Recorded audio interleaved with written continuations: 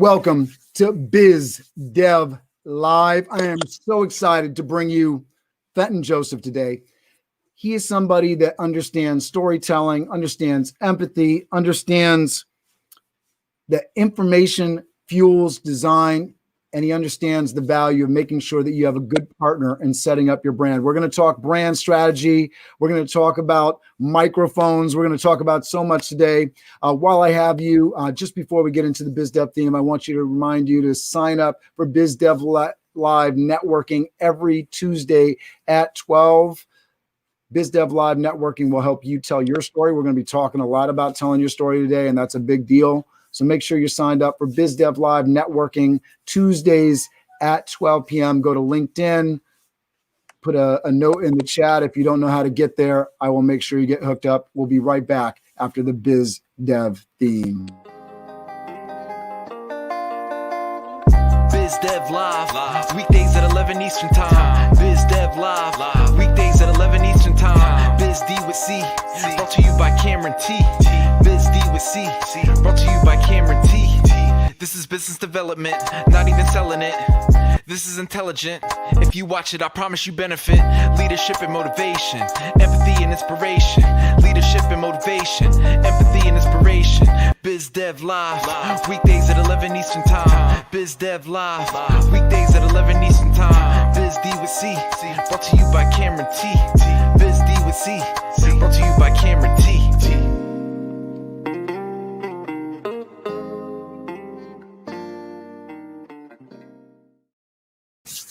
Fenton Joseph. He's an established web designer and self-professed brand whisperer. Fenton Joseph is a communications Swiss Army knife with a heart for people and a gift for articulating nuance and substance through design. He has extensive experience in web design and development, branding, digital marketing, project management, strategy, and entrepreneurship.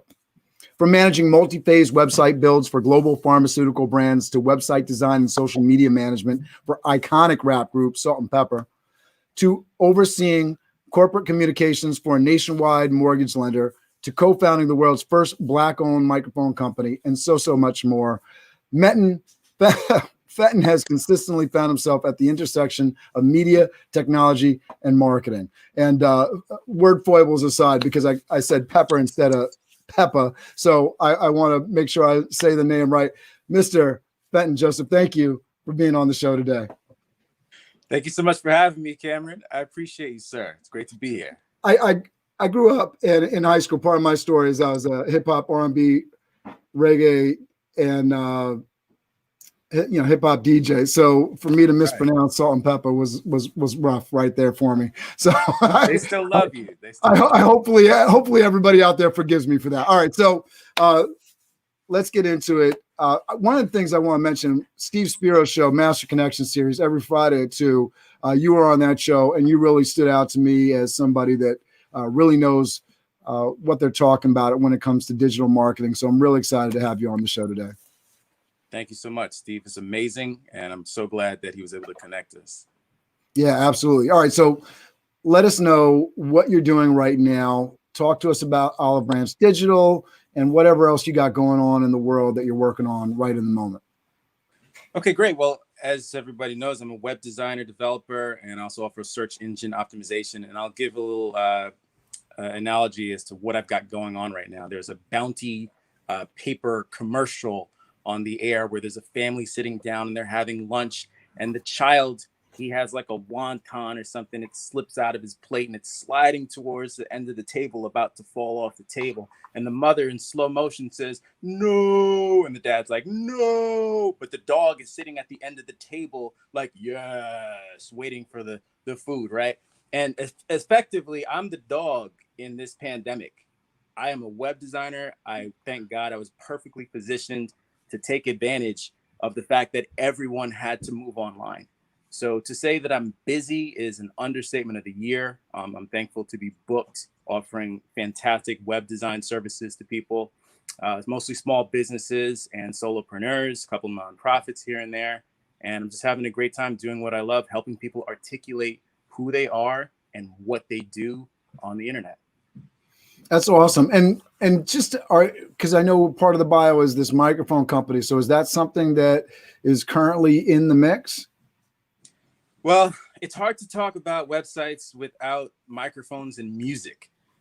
Some people know it. I recently started pushing this narrative more on my Instagram, is that I'm a music producer and a musician. And I have been since, well, I've been playing music since the third grade, but I've been producing music since 16. I started building websites because my band needed a website. So without music, I wouldn't be sitting here today. And the microphone company was just an extension of our curiosity into technology and marketing and media. We figured we could build a better microphone than what everybody else was doing. We were young kids in our 20s, and we had the audacity to say, there must be a better way. We're also broke and couldn't afford a fancy microphone, so we kind of had to build it ourselves, uh, which was, again, very audacious, but we did it. And we were surprised to find out that there were no other African American or Black entrepreneurs building microphones. It was a very white space, and the opportunity for, diversification, behind the scenes, and particularly in front of the camera, being exhibitors on the floor of Jacob Javits, when the only other people there who looked like us were the ones taking out the trash, was just an amazing experience to be able to break that barrier. And we're super happy that we did it. I bought out of the company, but my partner still runs it, and he's doing amazing with it. That is awesome, and that's a great entrepreneurial story. So I definitely want to hear about that. Talking about stories, right? So let's hear your story. I really want to hear, how you got into the whole music thing. I'd love to hear a little bit more, deeper dive into what made you passionate about doing music, why you continue to do it, and why Web Design and Olive Branch Digital is your company, and why, because obviously we're in a good time for getting online, getting yourself out there. People realize how important it is. You spoke to the fact that you're busier than ever because of that. But why? Why do you care about this space? Why are you passionate about it? Why is it something that you want to do? Well, Cameron, it always comes down to stories, and it comes down to people. I write in my bio that I have a heart for people, and I truly, truly do. I care about people. If I'd never met you before in my life, I want to know your story. I'm fascinated by people's stories, because there's too many times when we meet people and we have these very surface level connections. So odds are, if you meet me, I'm probably going to ask you some deep questions that you wouldn't expect a stranger to ask. But it's the only way to create genuine, meaningful connections. And I've always been that way since I was a little kid. I probably get it from my father, who is very nosy. I don't know if you like me using the word nosy, but the man asks a lot of questions to strangers. And I saw him do this throughout the years and see how people open up, how people are willing to tell their story. They want to be heard. People want to be heard. They want their stories to be told.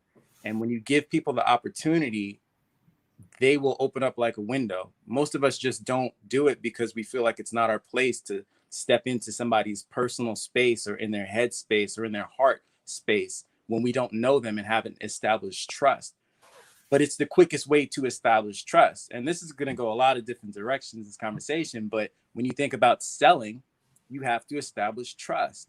That's one of the first things that you have to do. So by telling our stories, we're able to let people know who we are and establish that trust. So to your point, I'll go back to the beginning and talk how music turned into business and turned into websites, and how I got here today.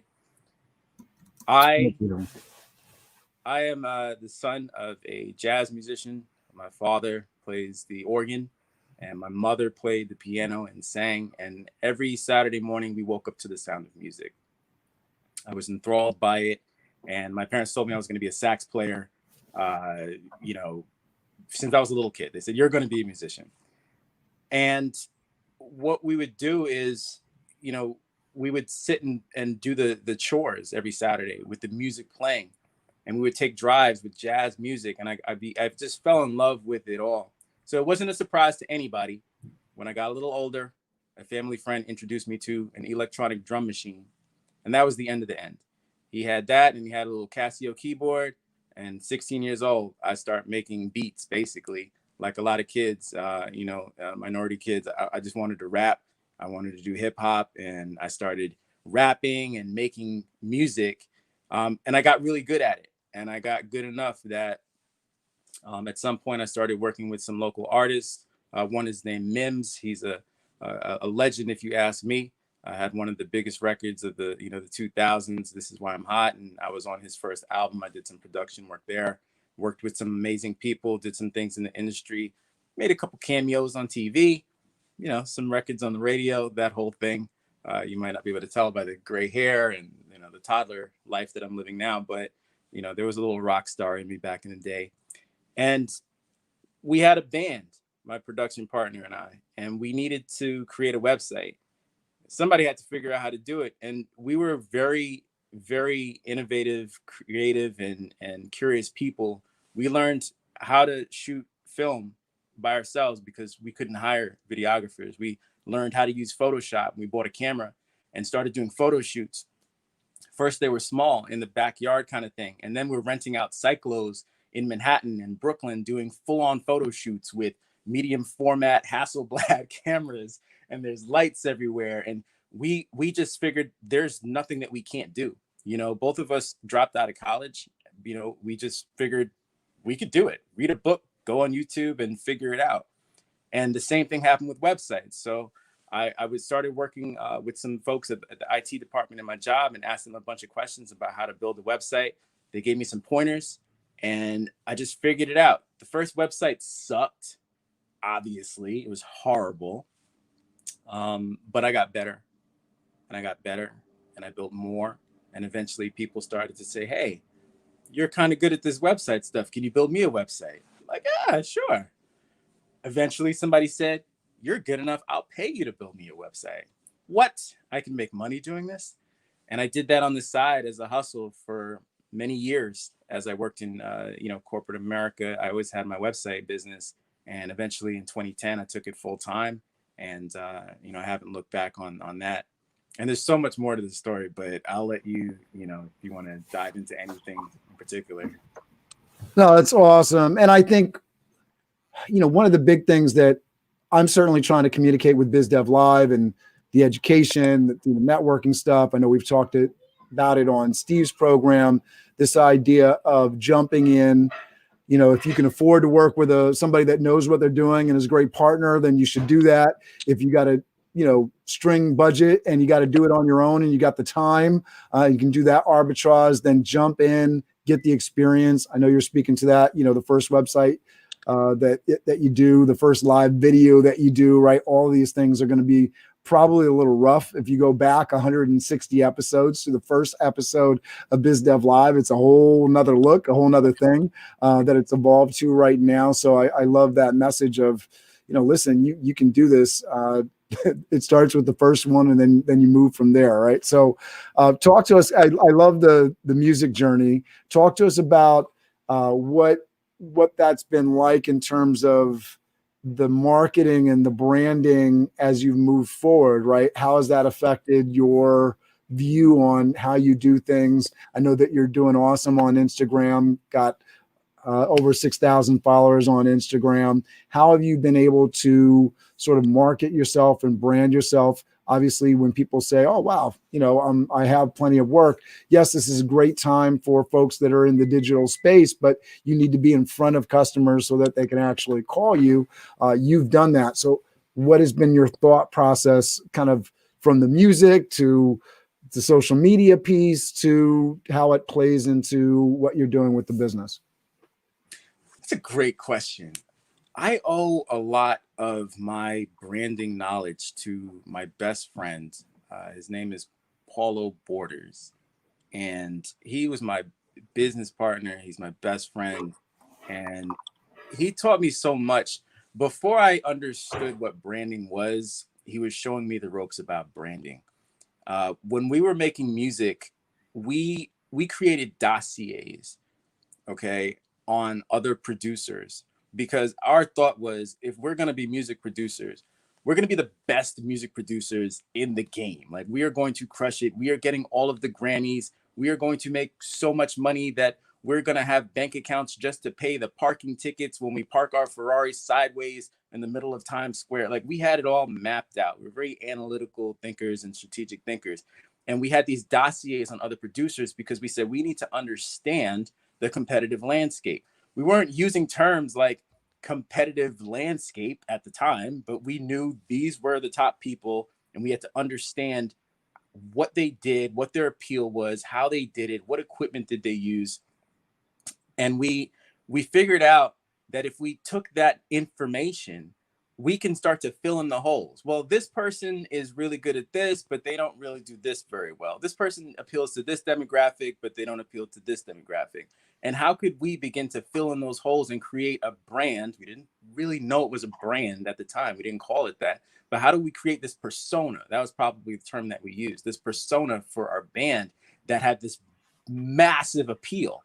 And we created this insane name called Ronin, which I have tattooed underneath my suit here in my arm, which means masterless samurai, because we were like the best producers, but we didn't have management. We were like mercenary producers. We'd make beats for money, and like we just thought we were the hottest thing out, right?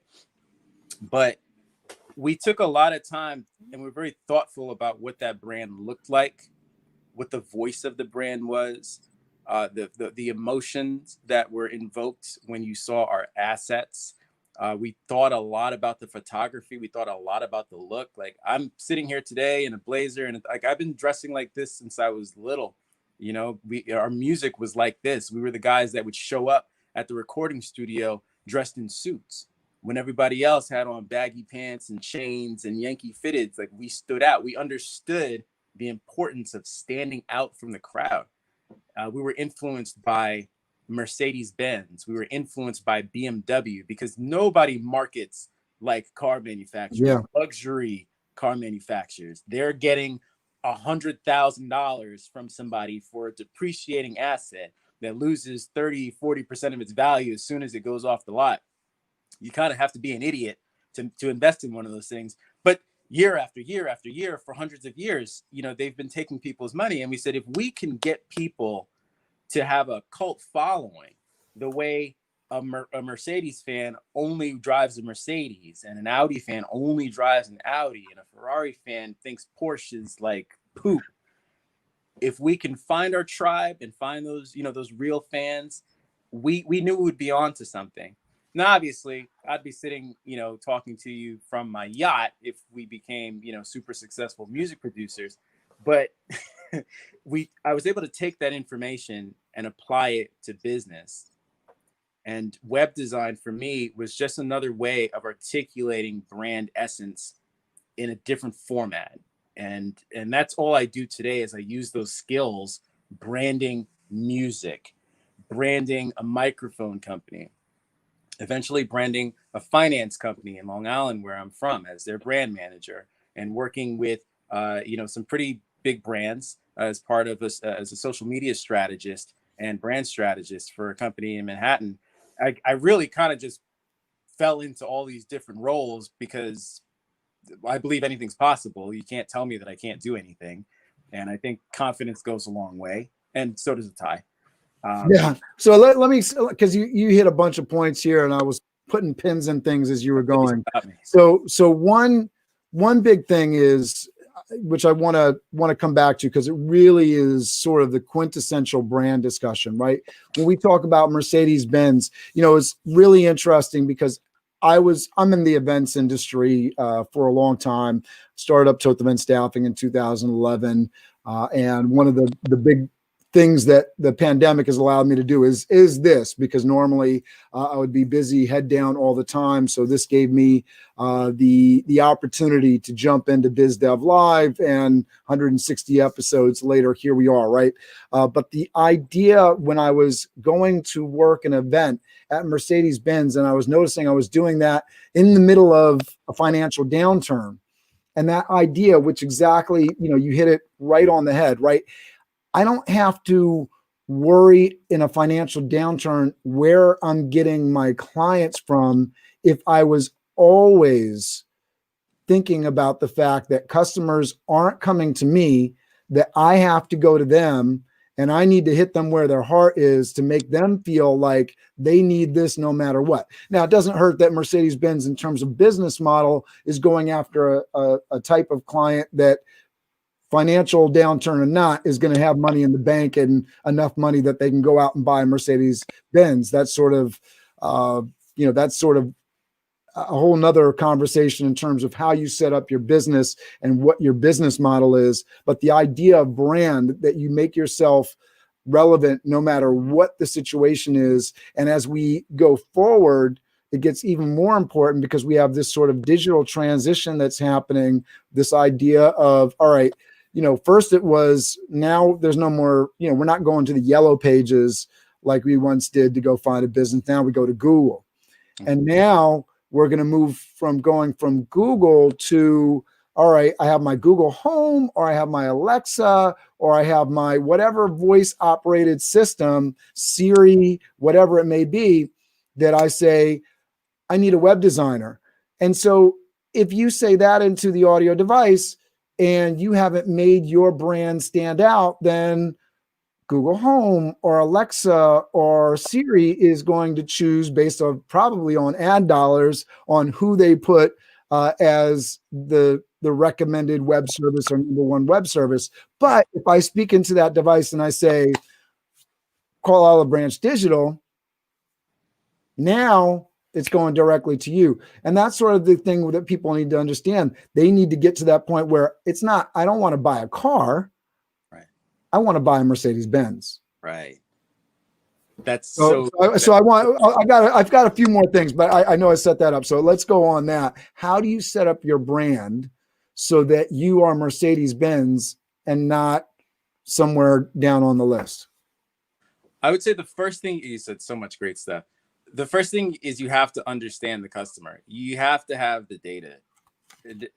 This design stuff, the marketing, it doesn't happen in a silo. It's not, I wake up, on Monday morning and, how am I feeling today? How am I going to approach my marketing today? It depends on how what color shirt I put on. No, this stuff is data driven. You have to take the time to make real connections with people and understand. Now, if you're a big company and you have tons of data, as I'm saying this word data over and over again, if you have the data, if you have the analytics and you can do the research, then great. But if you're a small business owner, if you're me, and you need to understand how to connect with people, you have to talk to them. I've spent 2018, 2019, and the beginning of 2020 just talking to people. I probably talked to more people than I built websites. There was no question about that, but hundreds and hundreds of face-to-face. And I came out of those almost 2 years with a real understanding of what people's pain points are, a real understanding of what they're looking for in a web designer. And, for the most part, it's really trust. Most people don't know what they're looking for. They know that they want somebody that they can trust. And when you think about what a brand actually is, it's a promise. People think branding is, your logo, it's your slogan, whatever. Like, none of that is true. The brand is the promise that your product, your service, your business makes to the consumer. They know that when they come to you, they're going to get this. And you show up consistently and you provide them with that. And that is how you develop a consistent brand. People, think there's some type of secret sauce to creating an amazing brand. It's not in the logo. It's not in the colors. It's in the work. It's in showing up every single time, being consistent. I have the same picture on my Instagram as on my Facebook, as on my LinkedIn. It's me with the blue blazer and a burgundy V-neck like I'm wearing now. And you see the same person again and again and again. And when I show up on LinkedIn, I might be in a hoodie, depends, like if it's like a Saturday. But most times I'm in a tie or at least a blazer and a shirt. It's showing up consistently. When I do the work, I have a process. And having a process means that there's a mitigation of the variability of outcome. So just because I'm building a website for an attorney or a CPA or, you know, a nonprofit or a gym, it doesn't matter what you throw at me. You know, you're going to get the same olive branch digital result because I have a process for this stuff. And again, there's no secret sauce. It's just doing the same thing on a consistent basis. That's what the brand promise is. And yeah, when I want to jump in here because I think, you know, when you think about brand, right, you know, whether it's Target or Coca-Cola or Tesla or Boeing, you know, and I mentioned a few of those for different reasons right now because these are brands that we know and they're in different phases of their life cycle, right? So if you're beginning and you're starting your brand, you know, I definitely understand what you're talking about there in terms of showing up. So as you're building your brand, you know, that social proof, which, you know, we're going to get into the social media side of the conversation, which I think that's where, at least for me, and I'd love your input on it, for me, where social media really makes an impact on my brand, it can really scale it up, right? Because when you talked about trust, that hit me in the heart, right? So in terms of trust, you know, I think it's something like a Mercedes-Benz. I don't own a Mercedes-Benz. I own a Toyota. me too. And the reason, right, and I don't know if this is the same reason you own a Toyota, but the reason I own a Toyota is because that brand speaks to me in terms of reliability, trust, knowing that it's going to be safe for my family, right? Because I have a Toyota Sienna for the whole family, right? So making sure that, and actually we have, me and my wife, we own 2 cars and both of them are Toyota, right? We shop at Target. We don't shop at Walmart, right? There's certain things to the brand and the aspect. There's choices that we make in our life based on the trust, based on the experience, based on the quality that we feel there, which all goes back to trust, right? Because we're looking for that particular experience and we trust them to provide it, right? So in expanding this conversation around the website, going to social media, how can people make sure that the trust that you're building with clients is visible and seen by other potential clients? Oh, wow. That's what we're doing right now. You know, this is it. It's imagine a world where you can speak directly to your existing clients, to your prospects, to your haters, whatever, day in and day out for free. Oh, wait a second. We're living in that world. We have LinkedIn, we have Instagram, we have YouTube, we have TikTok, we have Facebook, we have Pinterest, we have every possible platform. There's Clubhouse now, which I'm in love with and I'm addicted to. We have so many free platforms out there where all you have to do is exactly what we're doing right now, is get dressed in the morning, get your ring light out and hit record, hit live, whatever it is, and start talking. You are the only you that is ever going to exist. You are an expert. If you're doing something, if you're providing a service, if you're selling a product, you're an expert at that. So talk about that. Create trust by showing up consistently day in and day out, talking about what you know. And people will start to see you as an authority figure.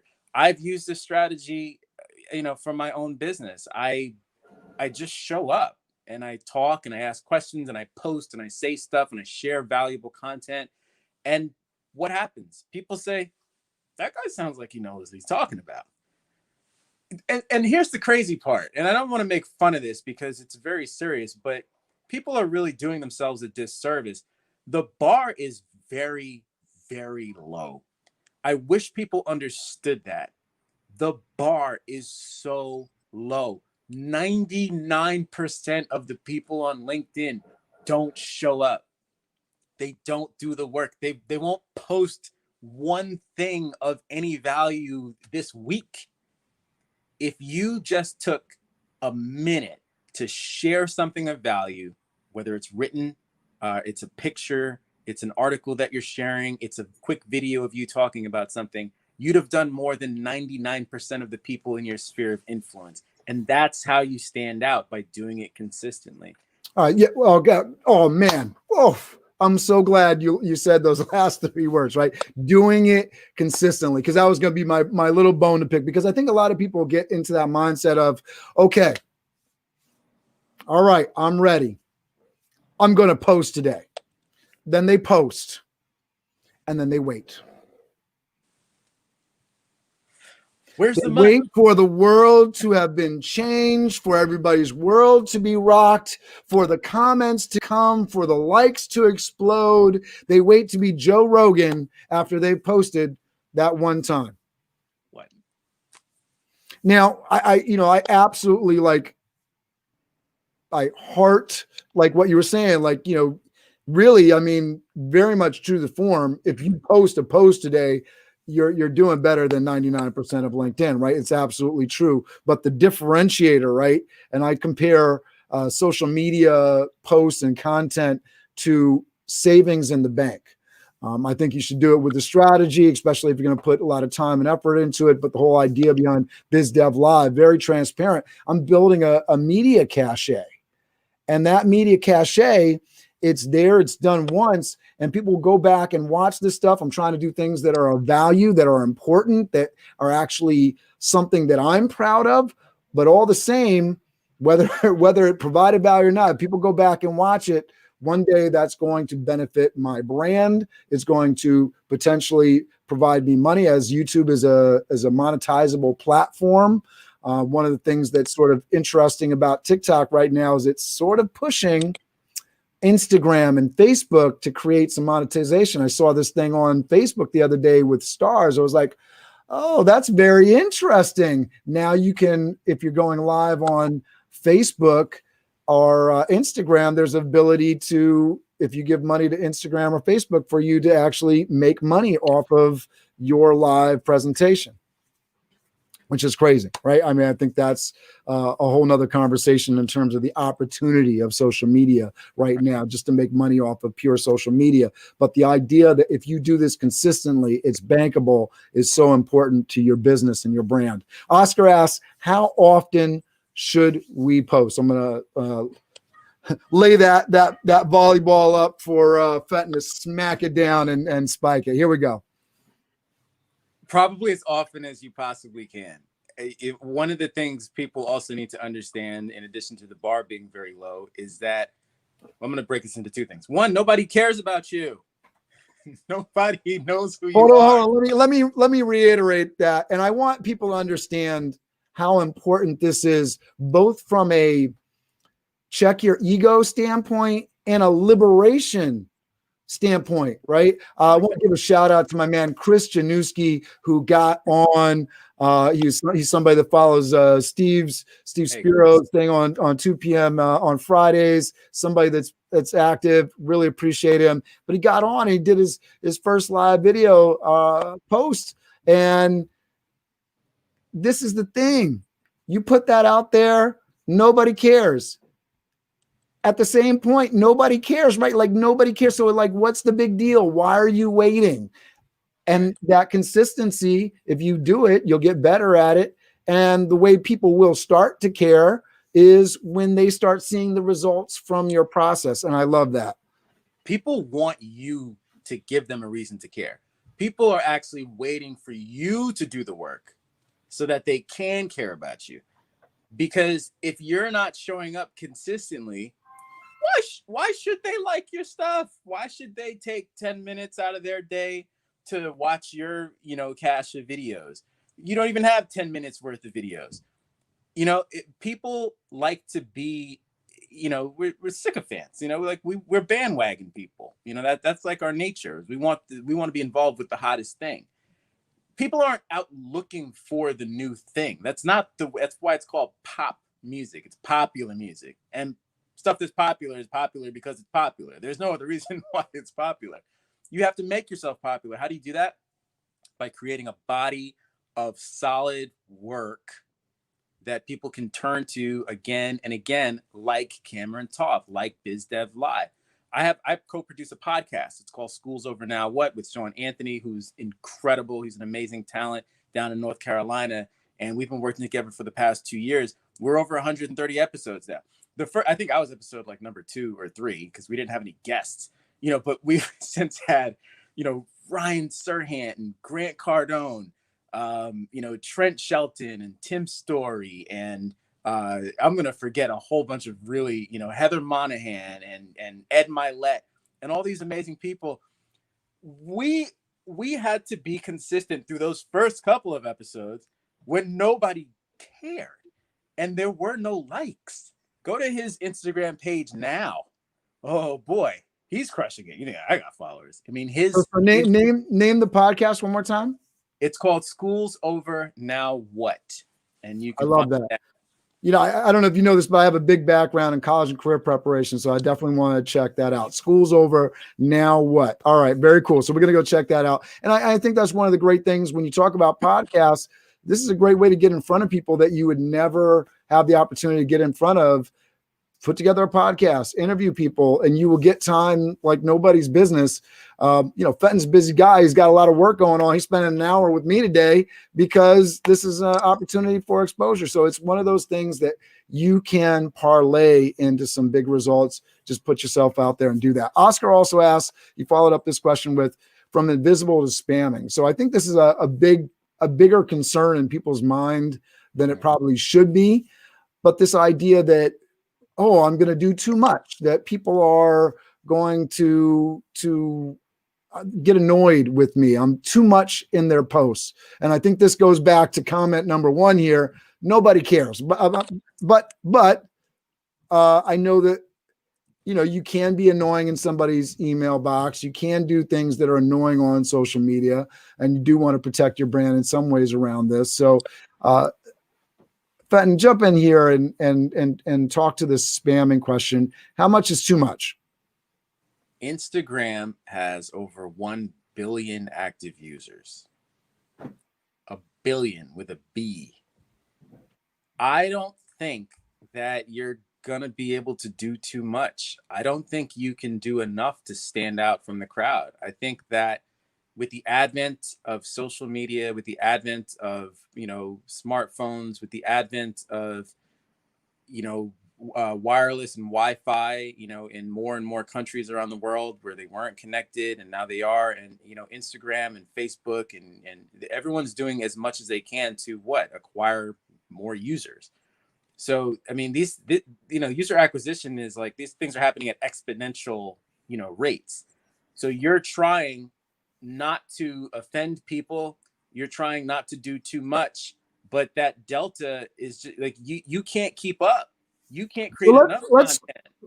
Let's talk about this. I think if we bring some of these things back to real life, right? Mm-hmm. So if you're walking down the street and you're passing me and I'm trying to grab you and say, hey, buy this, right? You probably want to ignore the F out of me, right? Get the L away from me. I don't want anything to do with you.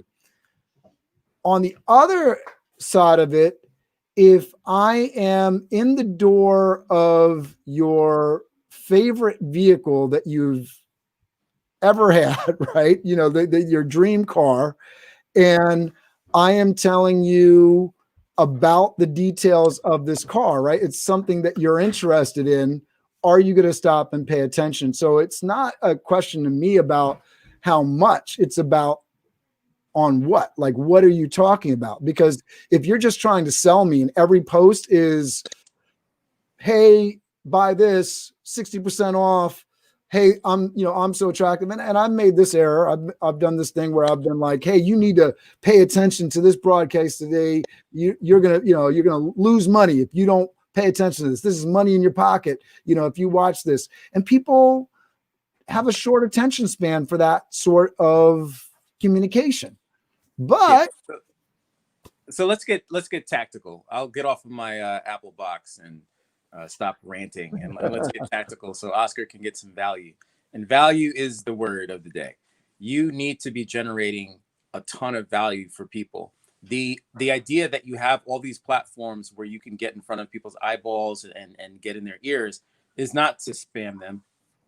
but it's to share the value that you know that you have. They don't know that you are creating all of this value unless you share it with them. So your only responsibility is to get in front of people and get that value out to them, which means, for, a solopreneur, for a salesperson, for a, business owner, whatever you do, somebody like Oscar, who is he sells Legal Shield, which is an amazing product, which helps to protect your identity and keep your family literally safe at night from, like people who are trying to steal your social security number and your bank accounts and all this other stuff. An amazing service. Who doesn't want to hear about that? Now, nobody wants to be spammed. Nobody wants to be told, sign up for $9.99, whatever the price is. We're having a sale, blah, blah, blah, blah, blah. But if you can talk about how it's going to benefit them and just show up and share that information consistently, when we do websites, when we build websites, features, and this is a branding thing. This is not even just a website specific thing, but features versus benefits, right? The, car has 8 LED headlights. That's a feature. The benefit is that at night, when it's dark out, you can see the road more clearly and stay safe.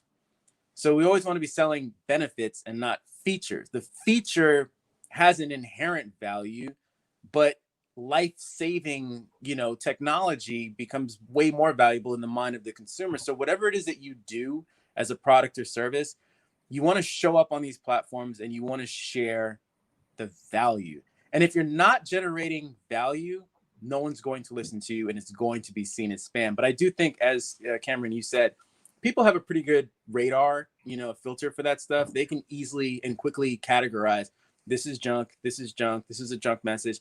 Oh, this is interesting. This is valuable to me. Let me listen to this. And, just do it consistently. Yeah, I love that. And I think that understanding how to self-filter, right? All right, I'm going to get into my sales pitch now. No, stop. Tell your story, right? Tell your story. Tell the social proof. You're going to refer somebody. If I'm going to talk about Fenton, I'm going to talk about, what we had Fenton on Steve's show. He was awesome. He had incredible insights. He really gets what he's talking about when it comes to brand. I can cite values. And meanwhile, I'm highlighting the fact that he was on this show that I was doing. So getting these stories together about the people that you're working with, it benefits you and the other person. I love that on the networking side. For yourself, when you're talking about something that you're doing, I think a lot of people underestimate their value. They don't understand that they have knowledge. They assume the knowledge that they have, everyone has, that everyone's read the same articles that they've read, that everybody's read the same books that they have, that everybody's met the same people that they have. And that, I think, is a huge, huge, huge mistake because you undervalue your value to the market. I'm going to go in a direction that, not everybody's going to be able to follow, but the general idea, I think, is there. I'm a Christian. Jesus Christ is my Lord and Savior. And I believe that every person has a testimony, right? What God did for me is unique to me. And I'm going to be able to share my story with some person who needed to hear my exact story the way that it happened to me. And I think the same applies in business. We're not for all people. You have to understand that there are going to be some people who are not going to receive your message. They're not going to understand where you're coming from. They're not going to see the benefit that you're selling. They're going to say, I don't get it, or I can get it here for less. Those aren't your people. And I don't want to get too deep into the whole tribe thing because, that can go, either way, the whole 1,000 true fans and all that. Like, I don't know anybody who's actually made the 1,000 true fans thing work, except for already successful businesses. But the point is that what you have is special and is going to connect with people, the right people. And the benefit of showing up consistently and getting that same message out is that you will eventually, and this is the hard part, it takes time. It takes time, and we have bills to pay. And sometimes, posting that video when you're looking at, the rent bill or whatever it is may not seem like the best use of your time. But I promise you, over time, people will start to see your story, and they'll develop that trust, and they'll start to buy in. I have people that come to me that I had met a long time ago, and there was something about the story, my story, that stuck with them and made them say, you know what, I want to work with him. I'm booked. You know, I can say, hey, you know what, you're gonna have to wait until March before I can touch your website, because people want to work with me. They're willing to get in line and make a deposit and say, you know what, that's the guy. He's my guy, because of the story, because of the trust that we've created. It's invaluable if you take the time and do it right, but you have to set your expectations, you know, and know that it's for the long haul. But that's a whole business thing, by the way. If you're not in it for the long haul and you're looking for short-term gains, you probably should go do something else. So that's a whole other conversation. Yeah, I think that's true of investing, which is a big thing I get into. You know, this is Biz Dev Live, so we're talking about business development, and you know, I mentioned for that other stuff. No. I mean, I just this idea of I talked before about media cachet is similar to saving money, and so.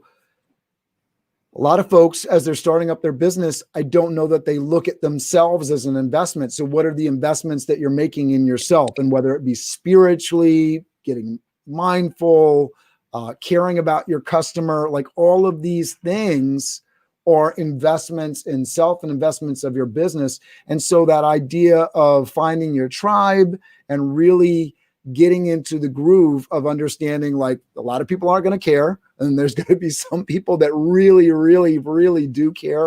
And so take care of those people. And then along the lines of, you know, happiness and making sure that you're doing the right thing, like focusing on the right things within your business, both from a business centered approach, but also from a heart centered approach. I love that. I love that a lot. It's something so important. I'm sorry, I'm chomping at the bit. Yeah. To say this, but the cash, you know, that you're talking about, we're printing our own money. Every video that we make, okay, so you know, you need assets, okay, in order to be successful. You have to own assets. When we were making music as young producers in our band, we said we can't afford to pay a photographer. It's too expensive to have a photo shoot. Let's go buy a camera. We can't afford to do this, do that. Let's spend the money on getting the asset that will allow us to create. You know, I'm a web designer. I have to have a computer. I have a nice big 27-inch iMac. That was an investment.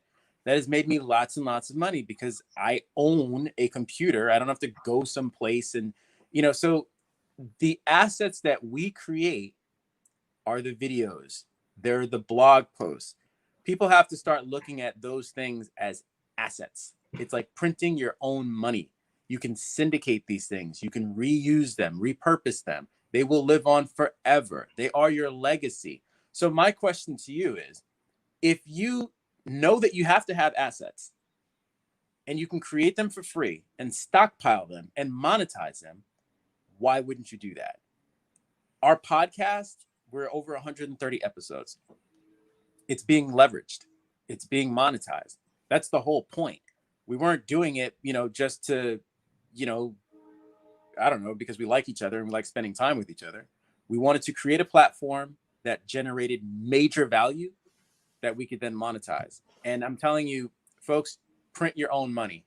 Get on here, create the assets, stockpile them, monetize them. Yeah, I want to talk about information fueling design, because I think we've gotten to that point where, all right, gain my assets, right? So make sure that I'm investing myself, invest in the things that are going to invest in my business. I love that. You know, I need to put together a camera shoot. And, you know, one of the things that sort of helped me pivot as we were coming into this crazy 2020 was I'd actually gone out, bought a camera, bought a big green screen because I wanted to do some different things, not only with my brand, but with my kids. So I was investing in, like, all right, so I want to do more things. I want to make sure I'm capturing memories and all that. So guess what is coming super handy the last 8 months, this huge green screen that I bought on Amazon way before the pandemic ever happened. And I think that understanding of, the fact that, I think we're coming into, the next 6-7 months. I think things are going to go up. I mean, I think a lot of business is going to open up. I think there's going to be a lot of challenges, obviously, because there's a lot of changes going on within the economy. So there's definitely going to be winners and losers. Digital media is definitely a big winner. Zoom being one of the standouts in that space, right, coming through 2020. But understanding that the world has definitely changed, but people are going to be very excited to have parties, have events, see people go in. It's a wonder, right? Looking at something like Disney stock. Disney has moved into streaming, but the big bulk of their businesses have been suffering and their stock is up. Right. Why? Because investors are not focused on what's going on right now. They're focused on the future. Right. And when we talk about content strategy and how to put together your live video, I love talking about Oscar Capel and his business with Legal Shield, talking about the benefits, talking about, how he's going to communicate. Because there's a lot of people that, maybe they haven't experienced identity theft, right? And then there's a lot of people that have. So how do you reach both those groups? And why do you want to reach both those groups? Because the moment either they themselves or a family member goes through identity theft and it gets so real. I've had employees that have come to me and they have so many issues with their paperwork because their identity was stolen and everything. Until you get up close and personal with it, it's sort of a distant kind of thing. And then for the folks that have gone through it, it's obviously I need this, right? Not tomorrow, not today. I need it yesterday, right? But having that communication and that messaging out there, information fueling your content. Let's talk about it, because I know for me, people may look at some of the stuff that I'm doing with YouTube thumbnails and that sort of thing and say, I'm being creative. But when we were talking before we jumped on the show today, I was like, man, this guy gets it, because information fuels my design. How do I get creative with my design? I go back to what we're actually talking about, who the person represents, what they do, what logo. And that's how I come up with my creative stuff. You know that your YouTube thumbnail needs to be a certain size. You understand that, the majority of internet traffic around the globe is happening on mobile devices, and that mobile experience, we need to be considerate of it when we're, creating our visuals, even our virtual backgrounds that we have, right? On Zoom and things like that. Where are the elements inside the photo, that create that composition? Where are they placed behind us? You might have your company name over here somewhere. And well, I want to call out what you're talking to, because I mentioned sort of one thing in terms of information fueling, but you mentioned another thing, which is so important. So I'm looking to people like Mark Rober, who is a physicist who does YouTube videos. I think he does one YouTube video a month and has millions of subscribers on YouTube. It's just insane. I go to his YouTube channel to look at how he places the letters on his screen for exactly the reason that Fenton just talked about. If somebody's scrolling through this on their phone, how are they going to see it? How are they going to notice the message? Right. So I just wanted to set that up, because that's exactly what you were talking about, and I loved it. Go ahead, keep going. Yeah, that's huge. It's that standing out. It's that standout factor. You got to stick out like a sore thumb. We think we're doing too much, but honestly, the bigger, the bolder, the better. Because, like Cameron, you use pink, this hot pink, this corniest searing pink. I love it. I love it though, because you cannot miss it. And that is the point. For Olive Branch Digital, I went with like a dark grayish and also a minty kind of green. And the green against that dark background really stands out. It's kind of hard to miss. That's very intentional, because you want people to first catch it and then explore. And when I think about information fueling design, I think about the user journey on any platform, whether it's a website or it's YouTube or your Facebook or whatever, an application. What are they doing when they land on the page? Where do we want them to go? What actions do we want them to take? Design is essentially manipulating actions.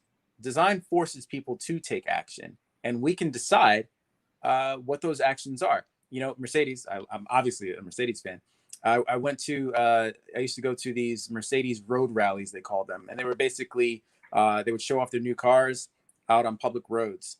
And they would set up these courses where you could drive around and you could go through, cones and take the turns and experience the braking and all this other stuff. So I say to the instructor, I say, hey, how do you keep people from just flying through the cones doing 100 miles an hour?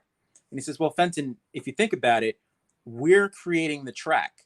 And depending on where we place the cones, that's going to limit the amount of speed that they can have going into that corner.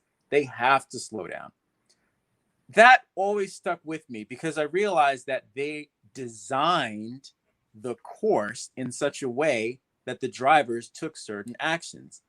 And if they didn't take the desired action, there was a bit of a catastrophe. They'd go through the cones and maybe hit somebody or whatever. And that's how app developers and website developers think about the user journey when you land on the product. Where do we want you to go? This stuff is, it's a ton of psychology. It's a ton of research into user behaviors, user experience and user information. Like, these things are very, very important aspects of what we do. And there are whole positions, I'm from the ad agency world, you hire user experience creators, developers, if you want to call them that would help you to understand, how do people respond to this type of button? How does this arrow, compare in analytics to this arrow? And I want to bring this to like earth for folks to understand. So whether it's a social media post or your website, having a very clear call to action. Maybe it's a button, maybe it's a wording that says, hire me now, make a phone call, click here to buy, but having a very clear call to action. And you can look at very successful websites. Google, for example, you go to the webpage of Google, it's a search site. What is the only thing available to do on that website? There's a search box right in the middle of the page. So if you can make it simple and force people into the funnel of what your service is, first of all, you make your setup more user-friendly, because if that's the whole purpose and design of your website, to do that one thing or a set of specific things, you make it easy to find. One of my pet peeves with websites in general is like, okay, I want to contact this person at this company. Okay, I go to the website. Right. Where do I find this person, right? And instead of a person, I'm presented with a contact form, which I don't know when the hell somebody's going to get back to me, right? I want to deal with a person. So that idea of that very clear call to action on your page, if it's to buy the ebook, if it's to do this, or if it goes to the social media post, maybe you're providing content with the value. Is there a link to your website? Is there a link to the service that you offer? Doesn't have to be sell, but you can include a link. If you're putting a picture up somewhere in the body of your content, somebody reads down, oh, look, I can find their service. And that call to action thing is such a big deal, because I think that's one of the places, and you can talk to this better than I can, in terms of designing websites where people sort of go off the rails, where they don't really understand how to sell their own product. It really comes down to taking action. And that Google website is an amazing example. They are a masterclass. You can do like one thing really, and it's search for stuff. And we get really in our heads and in our own way when we think about website design, which is why my model, just so you know, when it comes to web design, I tell my clients what they're going to have. So if you want a button pusher and you want to say, hey, I want this and this, do that, I'm not the guy. I understand users very well, and I understand brands very well, and I merge the two together, and I create something that's functional and beautiful. But the reality is that function does need to take precedence over beauty. I've seen lots of amazing looking websites that are incredibly difficult to understand, incredibly difficult to navigate, and therefore they're incredibly easy to exit. That's the one user, action that's easy to take on those kind of websites is the back button. Everybody knows where that one is. I want to get into empathy, right? Because this is where I think,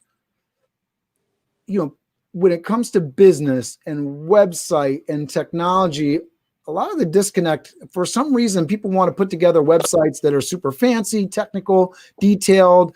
There's moving things, animation. I remember the Flash websites that were so popular. And I remember going on each of these websites and I remember saying, once you get past the initial, like, oh, this is moving, I'm like, this sucks. I can't do anything on this. There's no actual interactivity beyond, some things moving and some animation. Like, it just is not useful. And then forget trying to go back and edit something because it's a complete animation. So it's like editing a cartoon when you want to go back and add a call to action or change a detail. It's like, oh, that's complicated. It'll cost an extra $10,000. I'm like, oh my goodness. Right. So right. The idea of, ease of use is such a big deal. But when we talk about empathy, right, I'm coming onto your website. How easy are you making it for me to interact and participate with you? Right. When you go onto a website, do you enjoy the experience? Are you enjoying the process? And I think one of the things that's made Amazon such a monster, just such an incredibly crazy monster, is they have just made it insanely easy to use and giving you all of the features and details that you would ever want to check out a product, to see what it looks like from multiple angles, to get a description, to get the specifications, the measurements on it, and then the holy grail, social proof, people talking about the product and actually saying whether or not they liked it and grading it on a scale of 1 to 5, right? Right. What is your website doing that is empathetic to your customer? I mean, I think that's such a big deal. Do you have empathy for the person that's coming, or do you just want to sell your product, right? I think that's such a huge thing in web design. Yeah, and the empathy really ties directly to the user journey. What we do is you would create a persona. You say, here's my perfect customer, here's my avatar. All right, so Jennifer comes onto my website, she's looking for this. And we know certain things about Jennifer. We understand that she's a certain age demographic. She has certain interests. She likes this, she likes that. She has certain tendencies, whatever. And she comes onto the site, and what is her experience going to be like? How are we going to fit into her world? Because it's not about us. It's not about us pushing what we're doing onto other people. It's fitting in to people's existing lives. And a big part of that is that we're super busy and we don't have a ton of time to spend on a website searching for stuff. Again, that filter, the spam versus, genuine value, we're really good at that. Website design works the same exact way. If something is superfluous and spammy, we spot that really quick. Like, this is not useful to me. This is not useful to me. We register that stuff. And in the aggregate, we say, there's a bunch of stuff on this website that's not helpful to me. Therefore, I'm going to give it a low rating. We do this subconsciously and we say, I'm not going back there. And you brought up an amazing example, which is Amazon, who are masters of user experience. They've been changing and updating and modifying their website for years and years and years. Here's an example of one that basically hasn't changed at all in 30, 40 years. Craigslist. It's the same exact website that it basically was when it started. Why? Because there was nothing to change. You search for what you want, you get some links with the price and the location and a little description, and you're good to go. And that's basically it. They have not updated their website. You want to be in a place where people come to your site, they love the experience, and they're happy to come back. Don't push people away. Don't create friction. And actually, Oscar Capel had invited me to this cool workshop where we talked about reducing friction in the customer experience. And you identify, again, user journey. You identify all the places where people run into roadblocks or have, friction. It's difficult for them to move forward in terms of closing the sale with you, or, becoming a customer or whatever. And you have to identify those things and get those roadblocks out of the way. Make the changes that make it easier for people, like contact pages. making it easy for somebody to click a button and follow you on your social media if that's what you want them to do, having your email address or having your phone number. And let me say, because I think this is something, we're in networking meetings. What are you doing to make it easy? I see a lot of people posting contact information.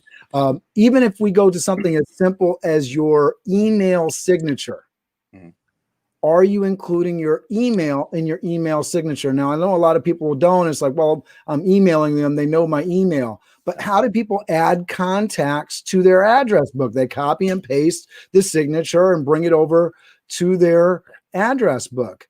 Right. They want to be able to easily find your information, easily categorize your information. When you're in places where you have an event coming up, do you know the HTML link to the place that they need to go? Are you posting that in Zoom? If you put the whole HTML link in there, like simple things. And then one of the things that, I'm looking for somebody right now through, there's a website called, and this will be useful for folks. This is why I'm digging it up. Acadium. Acadium is a place where you can get some social media help. You can go there. Are you familiar with Acadium? No, I'm going to Google it though. All right. So you can get folks that need a mentor. So you can get some basically free labor if you're willing to mentor and provide guidance and actually give the person that's working with you some skills and whatnot. So it's a way to get some labor. So you sign up, get the person. But as I'm going through and I'm deciding who, and this is good for job search and resumes as well, I'm going through and I'm checking social media profiles. And so one of the things that I'm automatically discounting somebody from is if they've created a link within their profile that doesn't go somewhere. Yes. Right. So if they don't have a social media profile hooked up, nope, skip.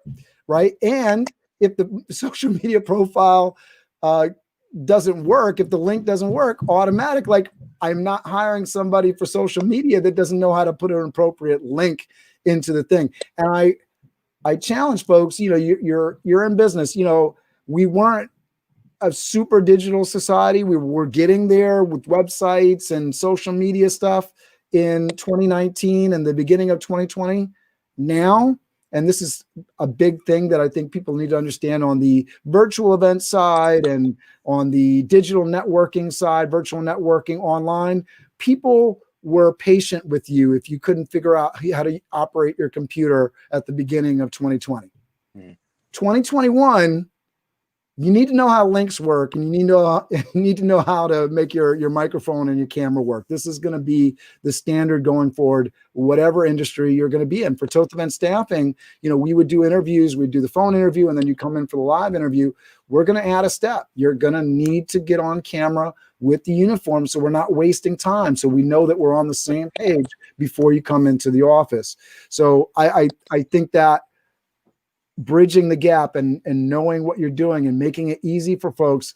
It's not about like you suck and, unless you're a digital savant, you can't do business. It's about being empathetic to the end user. Are you doing things that make it easy for the other person? And going forward and creating a working relationship, do you want to work with somebody that isn't making it easy for you? He brought up so many great points. One of the things that I say to potential clients is you can save a lot of money if you just took a LinkedIn course or watched some YouTube videos. I don't believe that the web development aspect of what I do is really that complicated. I believe that for me, the really hard work is the branding work. Because I can't build anything if I don't understand what I'm building. I need the plans the blueprint in order to build the house, right? And that's why, at the end of the day, I really get paid for my thoughts, right? Because, having a developer or a copywriter or a graphic designer, working with those people, like they can do, that stuff. They can build the stuff. But what are we building? That to your point, though, if you can understand, if you can speak the language, then you're going to be in a much better place. Digital literacy is really, really important. And I'm overwhelmed, honestly, by how many people don't have certain basic skills, to your point. You don't need to know. I got asked to create a video compilation for my church last night. We put this thing on. It went off without a hitch, thank God. But I'd never used iMovie to create multiple videos layered one on top of the other. And it was easy, but it was difficult. It was simple, but it was difficult. And I had to basically take one video, put it on a black screen, black background, put my hand in the frame, and then export it. And then bring that video in, overlay another video in a different place. And I did that 6 different times. And I extracted the audio and I mixed that audio because I'm a music producer. And then I brought that in underneath the whole thing. And now you have this beautiful video. I had never done this before in my life, but I have YouTube. And I figured out in about 20 minutes how to do it. It wasn't easy, but it was simple. Go get the information, execute. And I'm going to say it again. I think you can save a lot of money if you just take the time to learn basic things like how to post to Instagram, how to add an email, address into your email signature, like you said, because I hate that. I hate when I have to go into who sent it and then click and find and all that other stuff. We do have to step up our game. It's not, it's no longer, that you leave it to the professionals and, digital marketers. And we all really have to step into this world just the same way that we don't know what the world is going to be like post-pandemic. Remote working is going to be here to stay for a lot of people, even as businesses open up. So what's your role in that new context? What does life look like for you? And what does that look like for your customers? We're thrusted into this new position that we've never been in before, but you can't stick your head in the sand and say, I don't know. You will go out of business and you will get left behind. And that's a very scary, thought that people who just aren't willing to take the time and effort are going to get left in the dust. But it's the truth. It's like, there's going to be market corrections going on. Oh yeah. You don't want to be on the other side of that. Yeah. I think that it's one of those things, there's so much abundance out there. I don't want to put out the scary message that, every business is going to go under, but the reality of it is if you haven't built profit into your business, if you haven't planned for disruption, because, we're hopefully closer to the end of this current disruption than the beginning. We know that we have another 6-7 months at least to go, likely before things are anywhere close to what we could anywhere in the world call normal, right? As the vaccine is distributed and as we come out of the winter climate and things sort of settle down, right?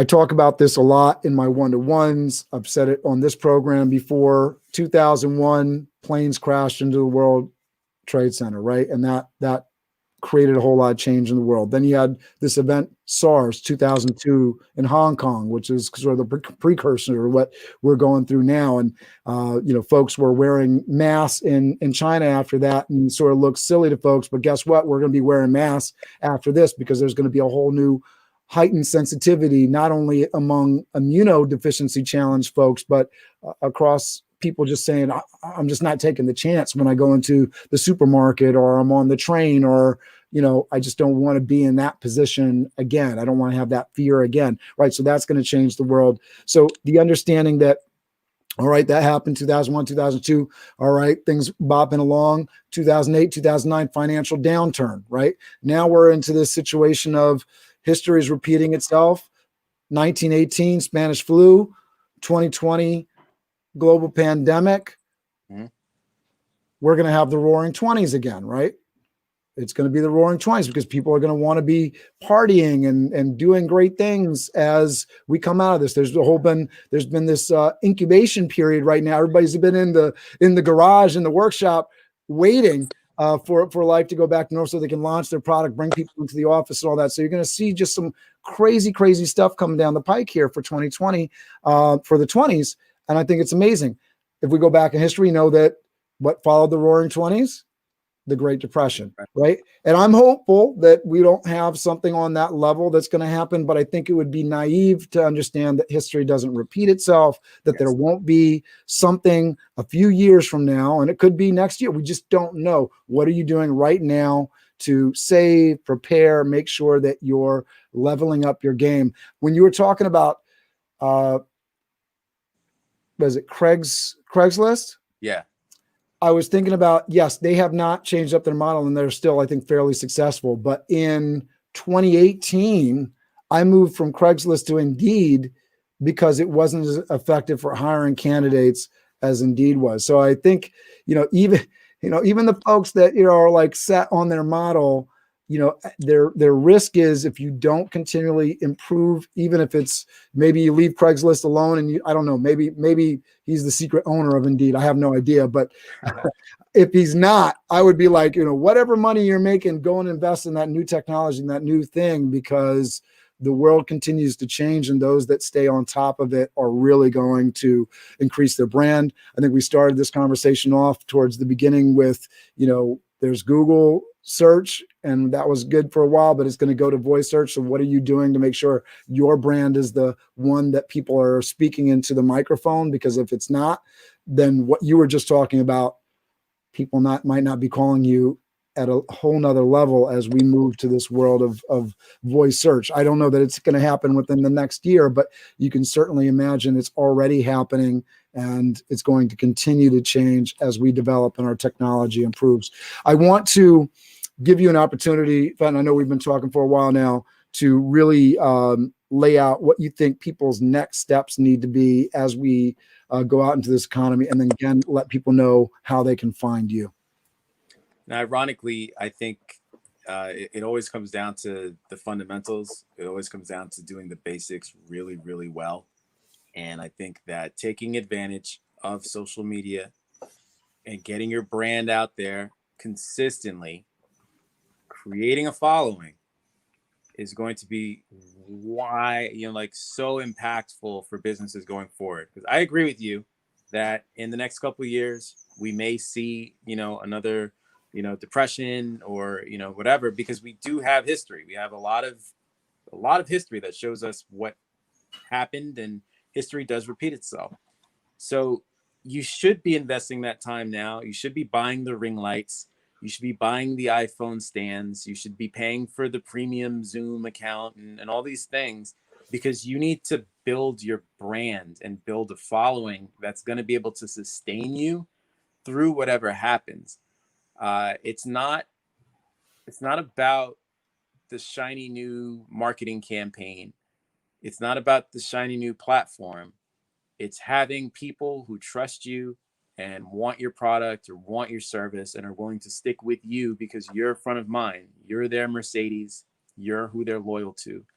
And that's in showing up, guys. So, put aside the egos. Don't worry that your left eye is slightly bigger than your right eye. Don't worry about how your voice sounds. I hate my voice. Whatever. Somebody likes it and they like what I have to say and they stick with me. And that's what matters. So invest, invest, invest. When the pandemic started, I had clients who decided that they didn't want to spend the money on a website. I legitimately don't know if some of them are in business anymore. Some of them came back and we worked together, but some of them, I don't know if they're in business. You have to pivot. There's no time to be scared. So, let's dive in, double down, and do this thing. As to where you can find me, olivebranchdigital.com, on Instagram, olivebranchdigital, and you can email me at fenton@olivebranchdigital.com. I'm not hard to find. I'm very much Googleable and searchable, which is a part of investing the time into creating those assets and that cash, just like Cameron Toth has done here on BizDev Live.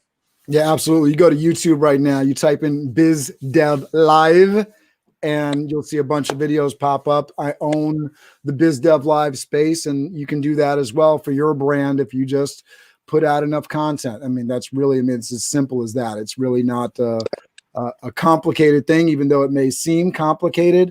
I want to shout you out, Fenton, for doing an amazing job on your social media channels, blowing up Instagram.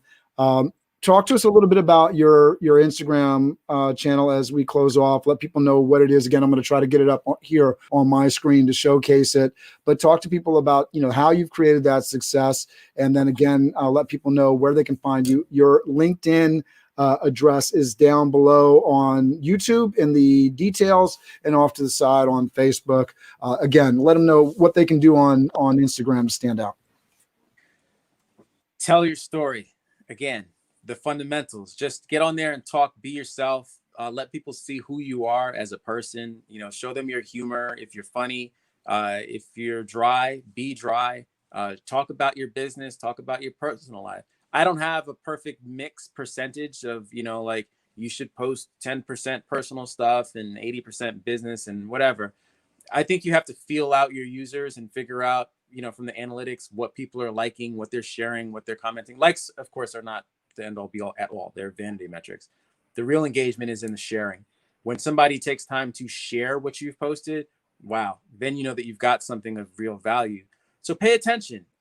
Make sure that you're engaging with people. Talk to them. Somebody leaves a comment, thank them for leaving a comment. They didn't have to take 10 seconds out of their day to comment on your post. So make sure, I've got a picture of my daughter up there. I actually don't like to show my kid on social media, but I did because, you know, it's part of who I am. And the last thing I'll say about sharing your story, I'm a musician, and that's a huge part of my life. So I recently started sharing my musical journey on my Olive Branch Digital page. I'm going to bring all of myself to my page, and you'll just have to parse it out and deal with the parts that you like and don't like. But I'm going to be my authentic self.